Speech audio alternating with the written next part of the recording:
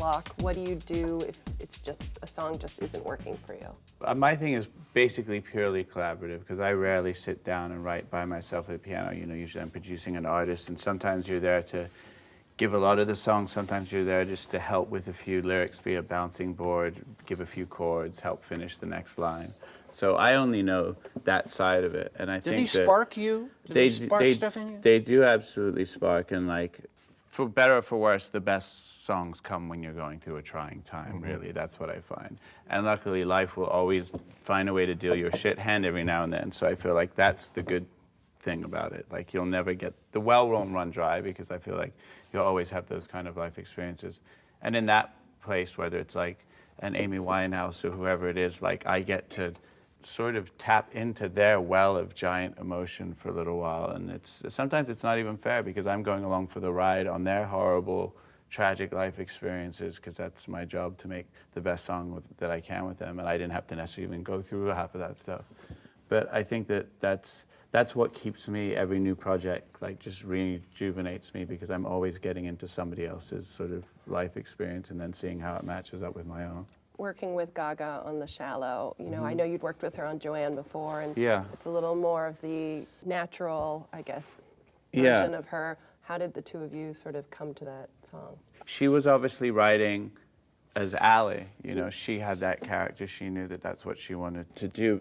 You can't help but tap into your own emotion. Like, I feel like if you're just writing a song like specifically for the character and only doing that, then you're almost like just completing a task.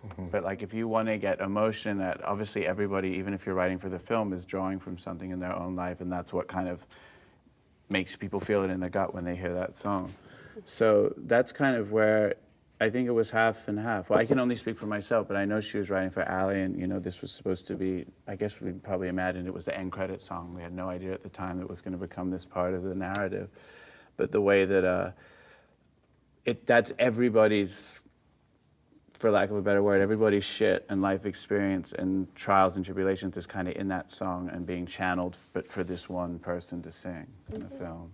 Weren't you proud of the job she did?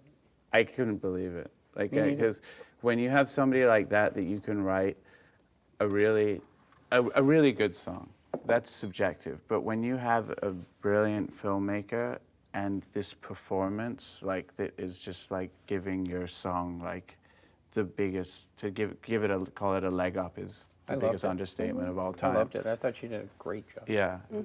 I remember leaving, actually, I saw early cut, and the first time I saw that Bradley had worked the song into the script. And I couldn't wait to leave, because I couldn't wait to call my friends and be like, you guys aren't gonna fucking believe when you see this song, like what it's become. And you're gonna be able to pay your rent for 3 months and like whatever else. What a great thing. Yeah.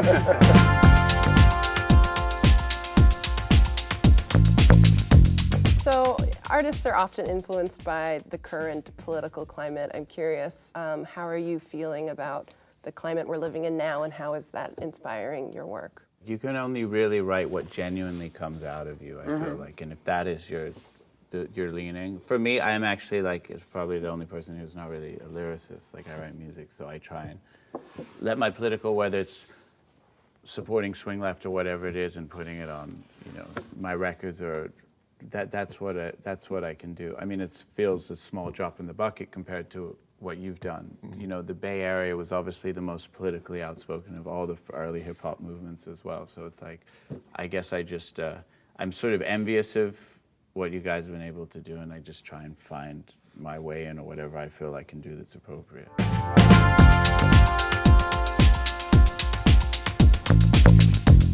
How has music saved you in your own life? I actually weirdly don't go to happy music. I guess, I don't know how you guys are, but I always find myself, like, if I'm in a depressed state or whatever, I actually want to listen to sad songs. I want to feel like someone understands me, not because I want to wallow in it, but you just want to be like, I haven't identified. Or someone has it worse than you, so I want to hear that. I feel better now. Listen to the blues. Yeah. It's good for you.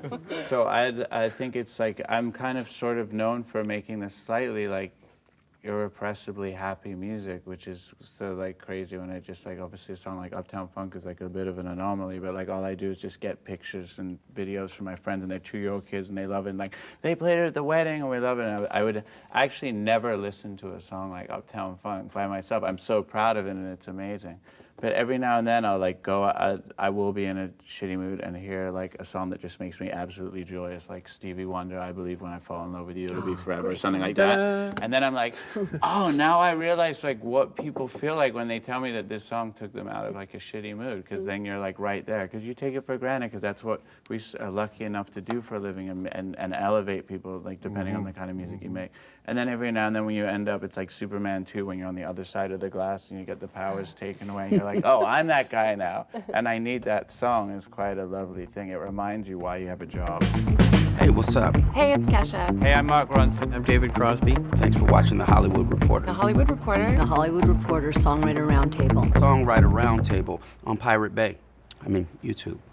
Thank you.